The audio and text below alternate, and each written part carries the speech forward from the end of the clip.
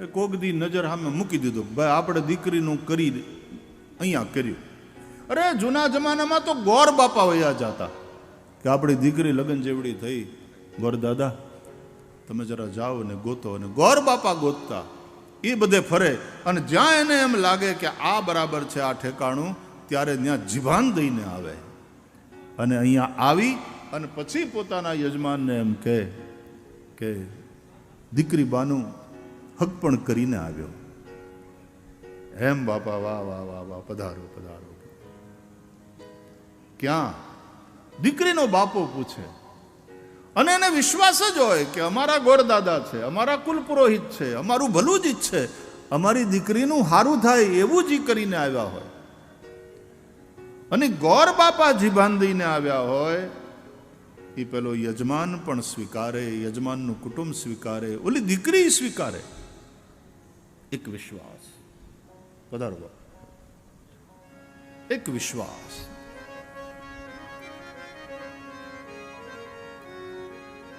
અને પછી દીકરી સાસરે જાય, જેને કોઈ દી જોયો ન હોય, પછી ધીમે ધીમે હક પણ થાય, પછી થોડું થોડું સાંભળવા મળે. એ તે સીધી તો પૂછી ન શકે, પણ ક્યાંક વાતું થતી હોય તો એ આમ છુપાઈને સાંભળે, અને સાંભળતા સાંભળતા પછી પોતાના થનારા ભરથારની એક કલ્પના મગજમાં, એક કલ્પના ચિત્ર એનું ઊભું કરે, મનથી એનું જ ચિંતન ચાલતું હોય. બેનપણીઓ મશ્કરી કરતી હોય એને લઈને, એ સાંભળી સાંભળી શરમાતી હોય, પણ એમાં ધીરે ધીરે ધીરે હૈયામાં પ્રેમ પલતા રહેતા. અને પછી લગ્ન થાય અને સાસરે જાય, એક વિશ્વાસ સાથે જતી હોય છે. હાવ અજાણ્યા પ્રદેશમાં પગલા માંડે, એ તરફ ડગલા ભરે. નવો પરિવાર, નવું કુટુંબ, નવો પરિવેશ, નવું વાતાવરણ, પણ એ પોતાનો માનેલો ભરથાર, એની અંદરના ભરોસે, એની અંદરના વિશ્વાસને લઈ અને એ દીકરી પિયર છોડી અને સાસરે વિદાય થતી હોય છે.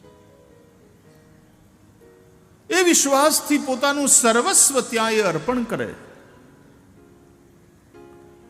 પોતાના હતા એને પરાયા માને, અને જે પરાયા હતા એને પોતાના કરે, અને સેવામાં લાગી જાય.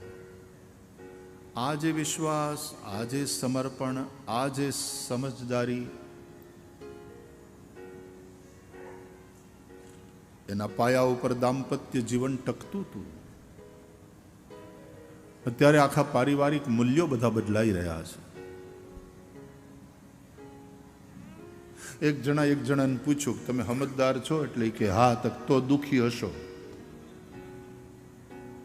અત્યારે સમજદાર છે ને એ દુખી થાય, પણ સમજદારી જ્યાં છે ત્યાં સમર્પણ છે, અને ત્યાં થોડું સહન કરવાની તૈયારી હોય. આ સહન કરવું એનું નામ તપ.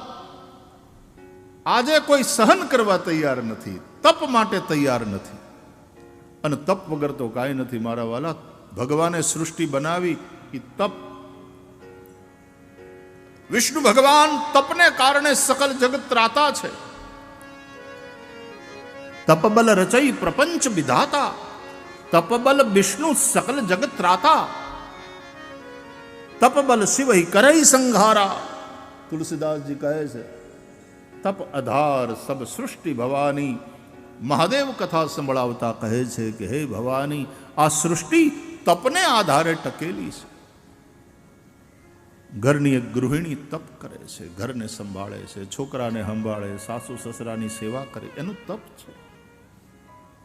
પુરુષ પુરુષાર્થ કરે, મહેનત કરે, પરસેવો પાડે, પોતાના કુટુંબને સારું જીવન મળે એ માટે થઈને ખૂબ મહેનત કરે.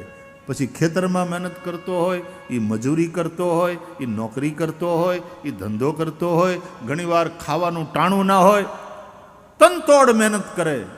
કેમ? મારે મારી પત્નીને, મારા બાળકોને, મારા પરિવારને સારું જીવન આપવું છે, એ બધાને સુખી કરવા. આ એક ગૃહસ્થ પુરુષનું તપ છે. તપ વગર કાંઈ નથી. તપ આધાર સબ સૃષ્ટિ ભવાની. અને એના માટે થઈને જે સહન કરવું પડે, ભૂખ સહન કરે, ટાઢ સહન કરે, તડકો સહન કરે, આવા કાળા તડકે રોડનું બાંધકામ કરનારા જે મજૂરો શ્રમિકો છે એને જોઈને જુઓ કેવું એનું તપ છે. અને હું કામ કાળા તડકે મજૂરી કરે છે? પોતાના કુટુંબને એક સારું જીવન આપવું છે. પુરુષનું તપ છે ઘરે રહી અને સ્ત્રી પોતાનું કામ કરે, પોતાની ફરજ નિભાવે, એ એનું તપ છે. ભણવામાં બરાબર ધ્યાન રાખે ને મારે ભણી ગણીને મોટો થવું છે ને પછી મારે મારા મા બાપને સારું જીવન આપવું છે, મારા કુટુંબનું જીવન ધોરણ મારે ઊંચું લઈ જવું છે, અને એટલા માટે ઉજાગરા કરે, ખૂબ મહેનત કરે કે મારે સારામાં સારા માર્કે પાસ થવું છે. એ વિદ્યાર્થીનું તપ છે. તપ સિવાય કાંઈ નથી. સહન કરવું એ તપ છે. ભૂખ પ્યાસ સહન કરે, તડકો સહન કરે. અરે ઘણીવાર કોઈ બોલી જાય ને તો સ્ત્રી મેણા ટોણાય સહન કરે. એ સહન કરવું એ તપ છે. અને સહિષ્ણુતા એ કમજોરી નથી, એ તમારી શક્તિ છે. જન્મ શક્તિ હોય એ જ સહન કરે. સહનશીલતાથી એક શક્તિ ડેવલપ થાય છે. તપ. હમણાં જ કુંભ મેળો પૂરો થયો, એટલા સંતો, એટલી શિબિરો, કેટલી ભીડ હતી નહીં બાબુ? ગજબ.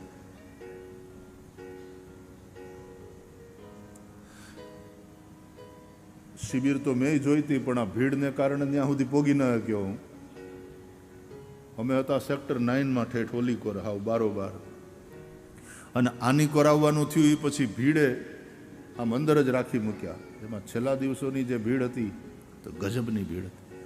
પણ એવા એવા એવા સાધુઓ, ખડેશ્રી હોય તો ખડેશ્રી જોઈએ, બોલો બેહદ નહીં. આમ હાથ ઊંચો કરી રાખે, હઠિયો તો હાથ ઊંચો કરી રાખે, ખૂબ હાથ નીચો જ ન થાય. એમાં કેવા નખ વધી ગયા હોય, હાથ આવ અહીંથી પાતળો થઈ ગયો હોય, હાડકાન ચામડા ચોંટી ગયા હોય, પણ તપ છે. સહન કરવું. ઉજ્જૈનમાં જ્યારે કુંભ લાગશે ને તો ઈ ગરમીની અંદર ત્યાં કેટલાય સાધુઓ તડકામાં અને ચારેકોર ધૂણી અને ધૂણી તાપે. કુંભમાં જવું એ તપ છે સાહેબ. પ્રયાગના કુંભમાં જાઓ એટલે ટાઢ સહન કરો, ઉજ્જૈનના કુંભમાં જાઓ એટલે તડકો સહન કરો, ગરમી. નાસિકના કુંભમાં જાઓ, નાસિક ત્રંબકમાં વરસાદ સહન કરો. આ સહન કરવાનું છે, પણ ટકી રહેવાનું છે.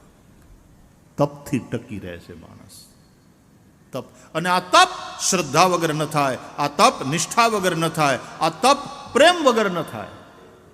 ગોસ્વામી તુલસીદાસજી તો રામચરિત માનસમાં આ શ્રદ્ધાને કામધેનુ ગાય જેવી છે. સાત્વિક શ્રદ્ધા ધેનુ સુહાઈ. જ્ઞાન દીપકનું જ્યારે વર્ણન કરે છે ગોસ્વામી તુલસીદાસજી, દીવો પ્રગટાવવા માટે કોડિયું જોઈએ ને કાપૂસ જોઈએ ને એમાંથી વાટ બનાવવાની હોય, પણ એમાં ઘી પૂરવાનું હોય ને. એ ઘીની જ્યારે વાત આવે ત્યારે શરૂઆત ગાયથી થાય. તો સાત્વિક શ્રદ્ધા ધેનુ સુહાઈ. તુલસીદાસજી કહે છે આવી જે સાત્વિક શ્રદ્ધા છે, ભગવદ્ ગીતામાં ભગવાન શ્રી કૃષ્ણે 3 પ્રકારની શ્રદ્ધા કહી છે. સાત્વિક શ્રદ્ધા હોય છે, રાજસી શ્રદ્ધા હોય છે, તામસી શ્રદ્ધા પણ હોય. આ તંત્ર મંત્ર ને આ ઝાડ ફૂંક ને એમાં હમણાં પાછું બહુ વધ્યું છે. પાછા એના વિડીયા સોશિયલ મીડિયા ઉપર ઘણા ને, એટલે એટલા બધા તંત્રમાં અઘોર પંથ છે, એમાં ના નહીં. પણ આ બધી તામસી આરાધનાઓ છે ભગવદ્ ગીતાના આધારે. ભૂતને ભજે છે લોકો, ભૂતે કામ કરે. ગોસ્વામી તુલસીદાસજીને ભૂતે ભેગા કરી દીધા હનુમાનજીની, કે ભાઈ રામની ભેગા તો હું ન કરી શકું, રામને બધે ખાડી દઉં તો હું ભૂત હોઉં, હું આ પ્રેતીઓની માં છું. કથા તમે સાંભળી હશે. તુલસીદાસજી એના સાધનાના કાળમાં ભજન કરતા હતા, એનું તપ, એનું ભજન ચાલતું હતું.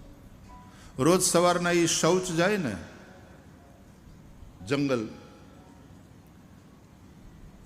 ત્યારે તો આ ઘરે ઘરે શૌચાલય તો હતા નહીં, એટલે પછી લોટો લઈને જાય શૌચ જંગલમાં, અને પછી શૌચ જઈને પાછા આવે ને ત્યારે લોટામાં થોડું પાણી થોડું વધ્યું હોય ને, એની ટેવ જ એ રીતની હતી, અથવા તો સ્ટાઇલ એ રીતની હતી, થોડું પાણી વધે.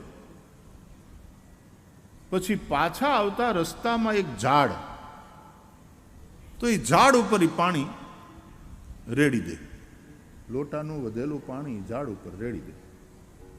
અમથું એનું કોઈ કારણ નહોતું, પણ એમ સમજી લો કે એક ટેવ થઈ ગઈ, એક ક્રમ થઈ ગયો કે શૌચ જઈ અને પાછા ફરે એટલે વધેલું પાણી ઓલા ઝાડવા એ રેડી દે. એવી કોઈ વિધિ તો હોય જ નહીં આવી, અને એનું કોઈ કારણ પણ નહોતું તુલસીદાસજી પાસે. બસ આમ જ એક ક્રમ થઈ ગયેલો. ઘણા બધા મહિના પછી એકવાર આ રીતે શૌચ જઈ આવ્યા પછી પાછા ફરતા હતા તુલસીદાસજી, લોટામાં થોડું પાણી વધેલું, રોજની જેમ ત્યાં ઝાડવાના નીચે આમ મૂળી આમ પાણી ના. આજે લોટો ઊંધો કર્યો ને તો પાણી નીકળ્યું નહીં, વધ્યું જ નહોતું તે દિવસ. વાપરતી વખતે જરાક વધારે વાંકો થઈ ગયો છે લોટો, પૂરું થઈ ગયું, પાણી વધેલું નહીં. એટલે લોટો આમ વાંકો કર્યો પણ ત્યાં પાણી નીકળ્યું નહીં. એટલે તુલસીદાસજીને થોડું દુઃખ થયું. આમ દુઃખ થવાનું કોઈ કારણ નહોતું કે આ થોડી કઈ શાસ્ત્ર વિધિ હતી યાર, પણ તોય તુલસીદાસજીને દુઃખ થયું. અમથું ઓલું પાણી રેડતા હતા એ અમથું. આજે પાણી ન વધ્યું, લોટો ઊંધો કર્યો એટલે ઝાડવાનું પાણી ન, તોય દુઃખ થયું. અમથું સાધુ પુરુષ. તો એ સમયે એ ઝાડની અંદરથી એક પ્રેત, એક ભૂત એ પ્રગટ થયું, અને એણે તુલસીદાસજીને કહ્યું કે કોઈ વાંધો નહીં, આજે પાણી ન વધ્યું, આજે ન મળ્યું, પણ તમારા આપેલા પાણીથી હું તૃપ્ત છું. અજાણતાય કોકની તૃપ્તિ થઈ જાય. અજાણતા એ ભૂતે કહ્યું કે તમે અમને પાણી આપો છો. માણાને બધી ખબર છે, તોય શ્રાદ્ધ પક્ષ આવે તોય પિતૃઓને પાણી નથી આપતા, પીપળાને પાણી ન આપે, તુલસીને પાણી ન આપે, ગાય તરસી મરતી હોય. તમારા આપેલા પાણીથી પેલા ભૂતે કહ્યું કે હું તૃપ્ત છું. આજે ન વધ્યું, કાંઈ વાંધો નહીં તુલસીદાસજી, તમારા બહુ ઉપકાર, તમારા જેવા સંતના હાથે અમને પાણી મળે છે. કહો હું તમારી શું મદદ કરી શકું, હું તમારું શું કામ કરું? તુલસીદાસજીએ કહ્યું, જો ભગવાનનો ભક્ત છે ને એ નિર્ભય હોય, નહીં તો ભૂત આવે ને પછી આ રીતે વાતું કરે, કોઈ ઊભું રહે સાંભળવા?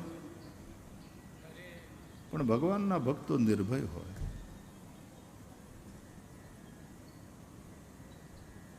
ભૂતની હારે વાત કરે. અમે સંસારમાં ભૂત જેવાઓની હારે તો વાતો કરતા જોઈએ છીએ. આપણે ભૂતની હારે વાતો કરે. તો ભૂતે કહ્યું કે હું તમારી શું મદદ કરું? આપે પાણી આપીને અમને તૃપ્ત કરે. તુલસીદાસજીએ કહ્યું, ભાઈ હું તો અહીંયા ભજન કરવા આવ્યો છું ને મારે તો રામ દર્શન સિવાય બીજું કાંઈ જીવનમાં લક્ષ્ય નથી. તારે મદદ કરવી હોય તો તું મને ભગવાનનો ભેટો કરાવી દે, રામના દર્શન કરાવ. એટલે અરે ભૂતે કહ્યું, અરે એવું જો થાય તો હું ભૂત હોઉં? આ પ્રેત યોનીમાં એટલા માટે છીએ, ભગવાનને ભજ્યા નહીં, રામના ક્યારેય દર્શન કર્યા નથી. તો પછી મારે જ બીજું કંઈ જોતું નથી. હું તો અહીંયા જંગલમાં આવીને ભજન કરું છું, રામ દર્શન થાય એટલા માટે. મારે એના સિવાય બીજું કંઈ ન ખપે. એટલે ભૂતને એમ થયું કે તુલસીદાસજી માગે અને અમે હાવ ના આપી શકીએ, તો નગુણા. ભૂતે એવું વિચારે, બોલો. કે તો નગુણા કહેવાય, કાંઈક તો મદદ કરવી જોઈએ. નકર્યું મફતનું લઈ લેવાની ભાવના તો ભૂતમાંય નહોતી. બોલો, એમને એટલે ભૂતે કહ્યું કે ઉભા રહો તુલસીદાસજી, રામના દર્શન તો ન કરાવી શકું, પણ તમને હનુમાનને મેળવી આપું. હનુમાનજી ક્યાં છે એ બતાવું તમને, કારણ કે અમારે હનુમાનની ખબર રાખવી પડે. કેમ કે અમારે આઘું રહેવાનું હોય ને એનાથી. મહાવીર જબ નામ સુનાવે, ભૂત પિશાચ નિકટ નહીં આવે. મહાવીર જબ નામ સુનાવે.